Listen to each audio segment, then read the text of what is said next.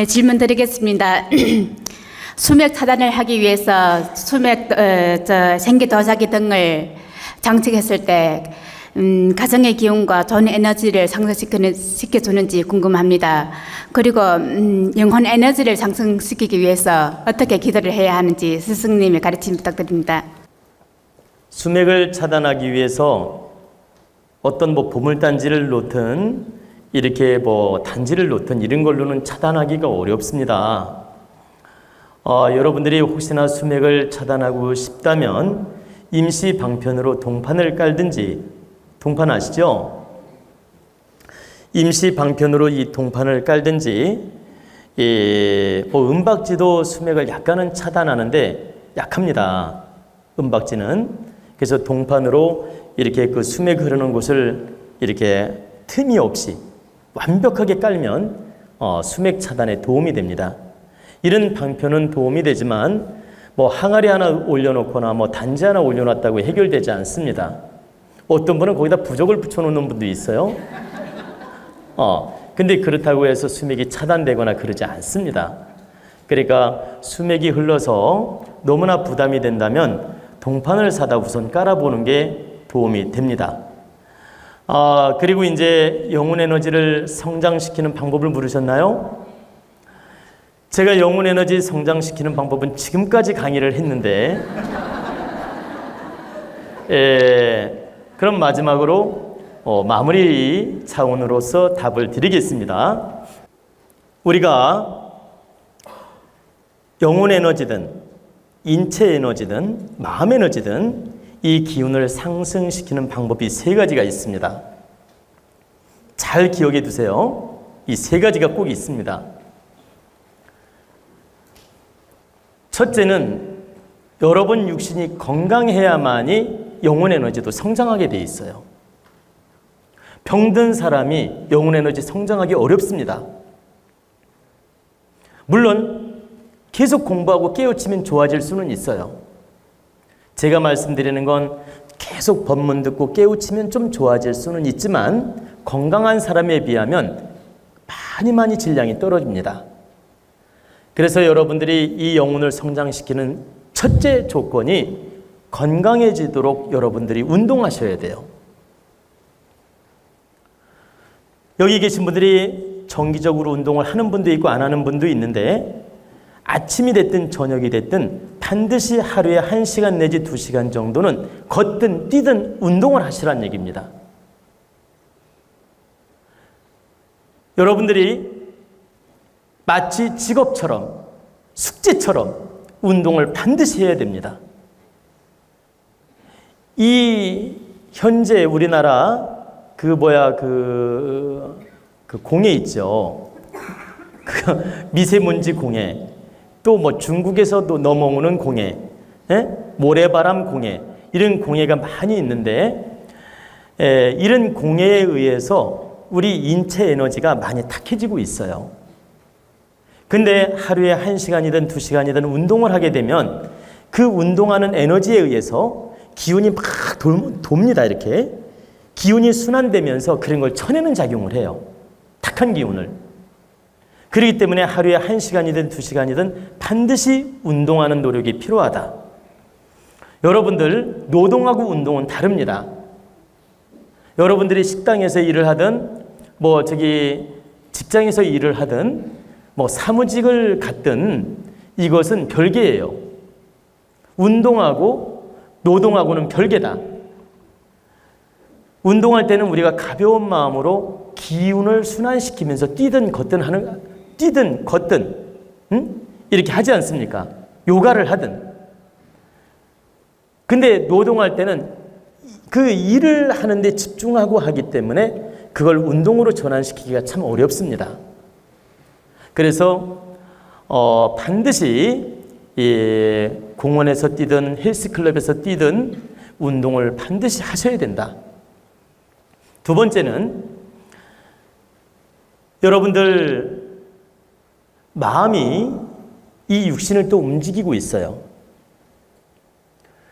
마음이 바르고 마음이 부지런하고 내 생각이 좋은 사람들은 이 육신을 움직일 때 가볍게 움직이고 마음이 게으르고 생각이 탁하고 마음이 막 게으른 사람들은 이 육신 움직이기가 천근만근이에요. 아시죠? 그래서 두 번째는 또 마음 공부를 하는 노력이 반드시 필요합니다. 어떻게 마음 공부하죠? 지금처럼 법문도 듣고 긍정 마인드로서 우리가 노력하는 거예요. 우리가 마음 공부의 핵심은 긍정 마인드를 확장해 나가는 것입니다. 여러분들이 하루에 어떤 날은 짜증이 나고 어떤 날은 힘들고 어떤 날은 기쁘고 행복하고 매일 수시로 감정이 바뀝니다. 그때 내가 괴롭고 힘든 일이 올 때 딱 알아차리고 어떻게 생각을 합니까? 이만하기 다행이다.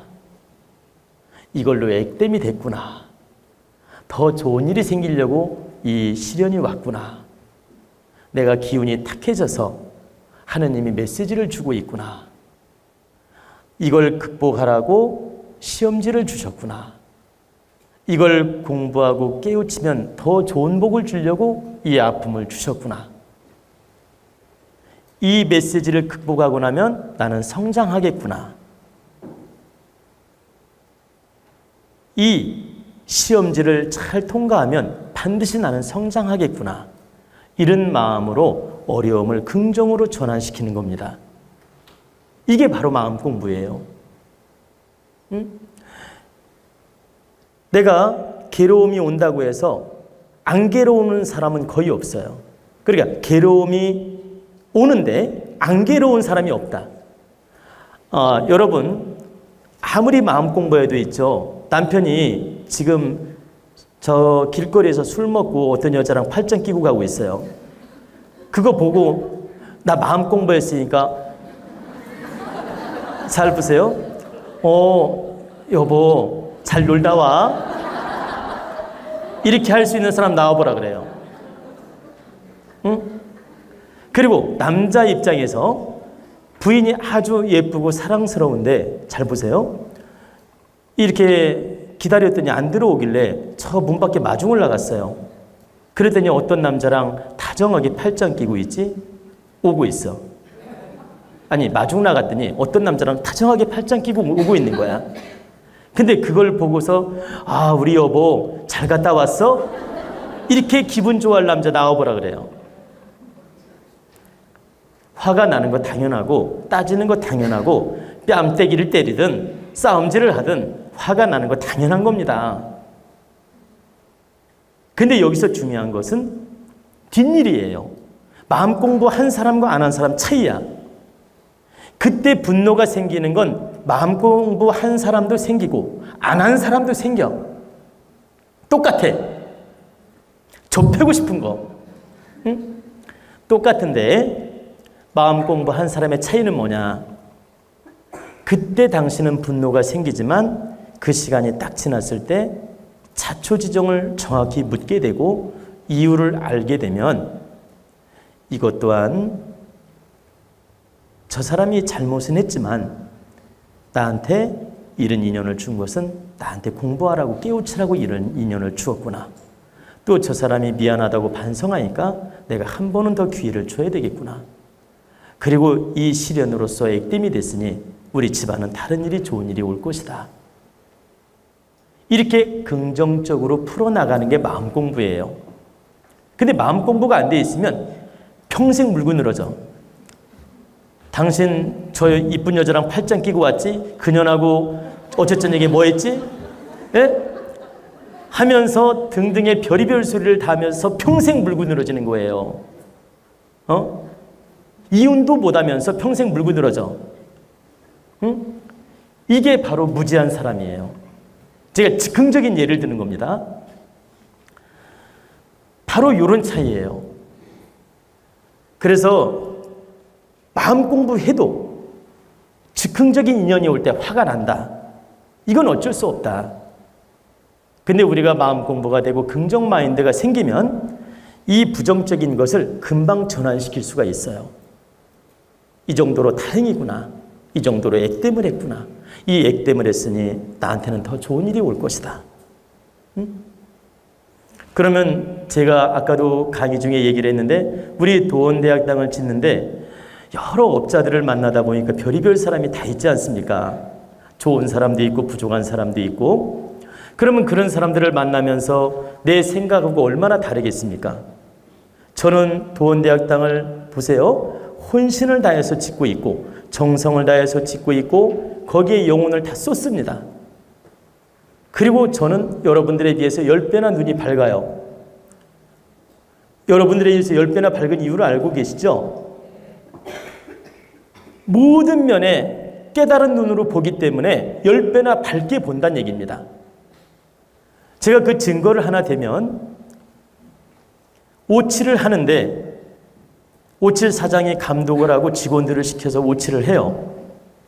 그러면 제가 딱 지켜보고 오칠을 열심히 잘해라. 그리고 사장님한테 시키는 거예요. 그 오칠 사장님한테 감독 관리를 잘해서 당신 직원들이 철저하게 오칠을 완벽하게 해라. 내가 반드시 점검하러 간다. 내가 점검해서 당신이 문제가 있을 때는 당신 체면이 뭐가 되겠느냐.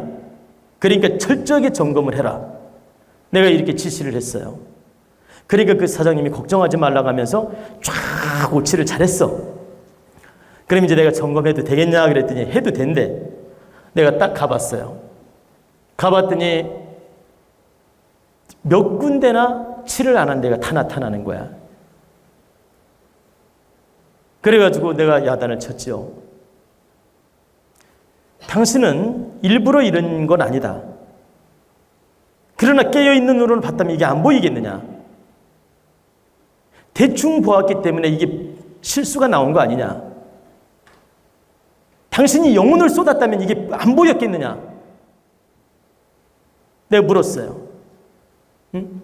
당신 또한 그 직원들하고 다를 바 없이 그런 시각으로 봤기 때문에 이 문제점을 못 본 거 아니냐.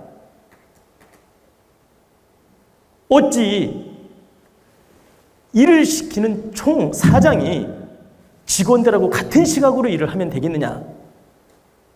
제가 한번 야단을 쳤어요. 그랬더니 그 사장이 할 말이 없으니까 막 미안하다고 하는 거예요. 그래서 제가 몇 군데를 탁 지적을 해주면서 다시 칠을 하라 그랬습니다. 그러니까 그 즉시 그 일 다 했다고 끝나고 가려는 사람들 다 붙들어가지고 늦게까지 그 칠을 다 하고 갔어요. 이게 무슨 말씀이냐면 이분들이 일 다 끝났다고 가기 직전에 내가 점검을 한 거예요. 근데 가는 사람 다 붙들어가지고 다시 그 칠을 다 하고 갔다는 얘기입니다.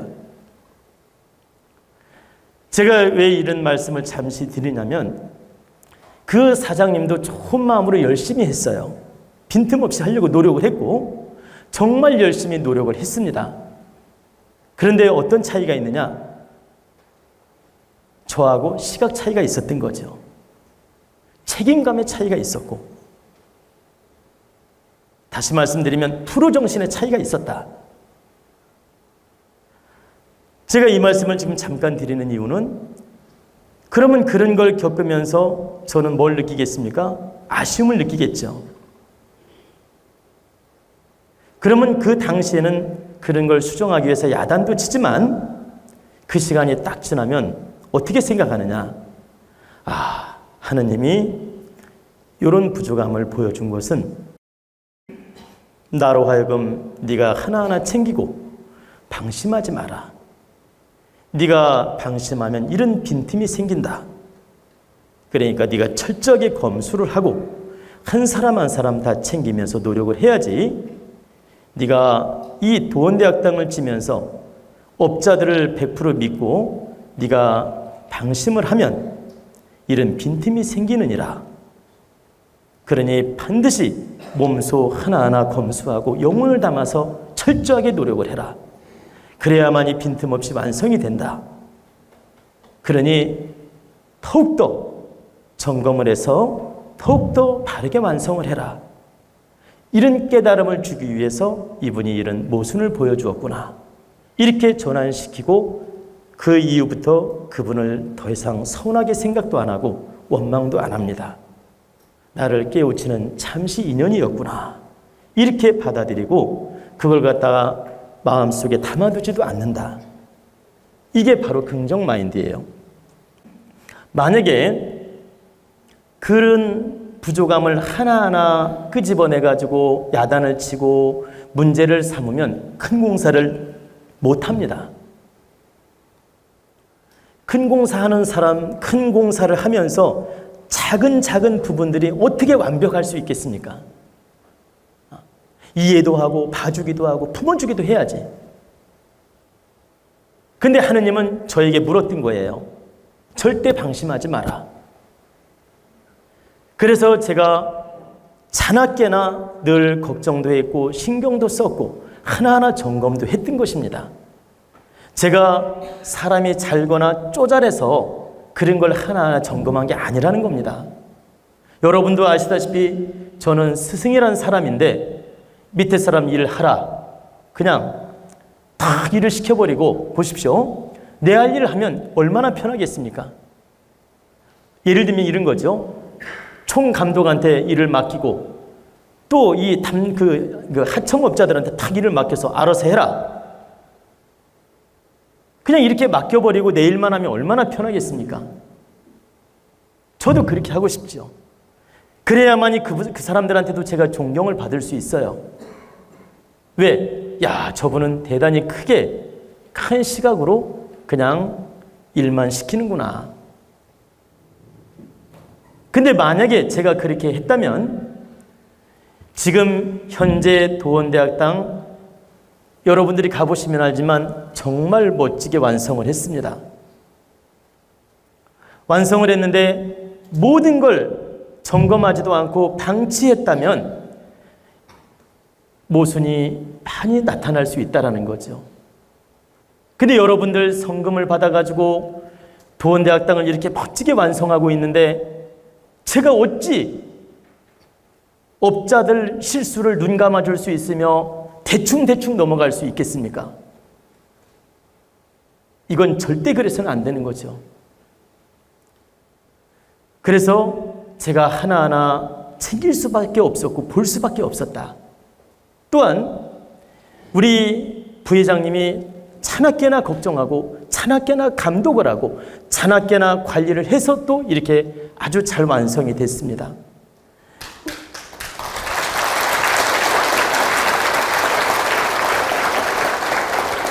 그래서 우리 도원대학당은 우리 김동재 부회장님이 계신데 김동재 부회장님께서 많이 노고를 아끼지 않으시고 정성으로서 노력을 하셨기 때문에 이 정도로 공사가 잘 완성이 됐고 또 나아가서는 제가 또 더욱더 꼼꼼하게 점검을 했기 때문에 이렇게 실수 없이 완성이 잘 됐다고 저는 생각을 합니다. 여러분들이 제가 이제 이 얘기까지 하는 이유는 여러분들한테 제 얘기를 지금 자랑하려고 하는 말이 아니에요. 우리가 공적인 일과 사적인 일은 차이가 분명히 있다. 공적인 일은 더 냉철하고 정확해야 돼요. 사적인 일은 오히려 용납을 해도 됩니다. 왜? 나 혼자 책임지면 되는 일이니까. 근데 공적인 일은 더 냉철하고 더 냉정해야 되고 더 정확해야 된다. 그게 바로 윗사람의 책임감이에요. 근데 내 왜 긍정 마인드 이야기다 이 얘기가 나왔느냐? 이유가 있어요. 저는 그런 업자들이나 일하는 사람들이 부족함을 계속 가르치고 품어주기도 하고 이해도 하면서 해왔는데 그때 잘못하면 야단도 치고 교정을 할지라도 그 사람들을 원망하는 마음을 1%도 갖지 않는다라는 거예요. 이게 내 공부였구나. 하느님이 나한테 더 잘하라는 메시지였구나. 이렇게 받아들이고 풀어나갑니다. 그래서 여러분들이 어려움이 닥칠 때 그걸 긍정으로 풀어나가는 지혜를 가지라고 제가 이 말씀을 드린 겁니다. 그리고 이제 끝으로 아까 3가지라고 했죠? 시간이 없으니까 제가 빨리 할게요. 첫 번째가 뭐였습니까? 운동하라고 했죠. 그리고 2번째는 마음 공부하라고 했죠. 그리고 이제 긍정 마인드를 키워나가는 거죠. 그리고 이제 3번째는 여러분들이 아침마다 일어나면 베란다 창문을 열고 동쪽이든 남쪽이든 베란다 창문을 바라보고 대자연 앞에 기도를 하는 것입니다. 늘 제가 기도하는 법을 가르쳐 드렸죠. 천지 대부모님이시여 오늘 하루도 맑은 정기를 열어주시어 우리 온 가족이 건강한 몸과 마음으로 바르게 인생을 열어갈 수 있도록 앞길을 열어주시옵소서. 우리 남편이든 자식이든 자녀든 바른 이념을 세워서 사회에 나가서 득되는 사람으로 성장할 수 있도록 앞길을 열어주시옵소서. 저 또한 가족의 어머니로서 바르게 노력하겠나이다. 또 가족의 아버지로서 바르게 노력하겠나이다. 천지 부모님께서 기운을 열어주시어 이 사회에 득되는 사람으로 성장하여 빛나게 인생을 열어갈 수 있도록 앞길을 열어주시옵소서. 이렇게 정성껏 축원을 하는 겁니다. 그러면 여러분들은 그 대자연하고 소통을 하면서 기운이 열리고 운세가 좋아집니다. 탁한 기운은 정리가 되고 좋은 기운은 더 좋아지고 반드시 좋아집니다.